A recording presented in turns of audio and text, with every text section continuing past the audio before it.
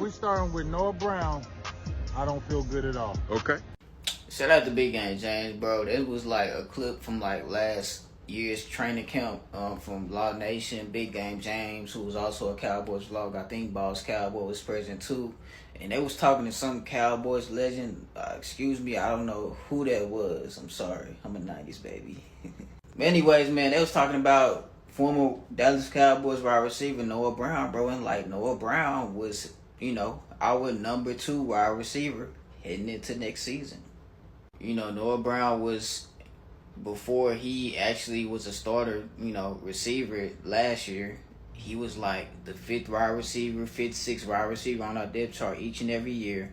We drafted him in 2017, and he's always been known for playing special teams, and the only time he had, reps on offense was when they were putting him out there to block.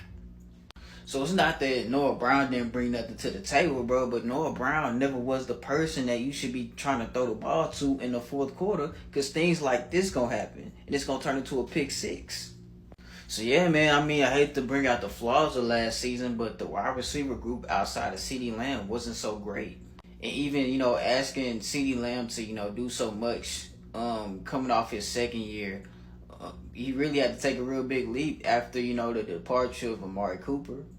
And, due to the fact that Jalen Tolbert didn't necessarily grasp hold of the language of the offense so fast, because, it was so complex. And I keep bringing this up, man. Michael Gallup was, barely 8 to 9 months when he first came back from his ACL tear. Because Michael Gallup tore his ACL in that Washington Commanders game in January of 2022. And they had Michael Gallup back, I think, like week 4, week 5 against the LA Rams. Which was like, early October, I think. Late September. Which was pretty early, man. And like, not everybody's Adrian Peterson.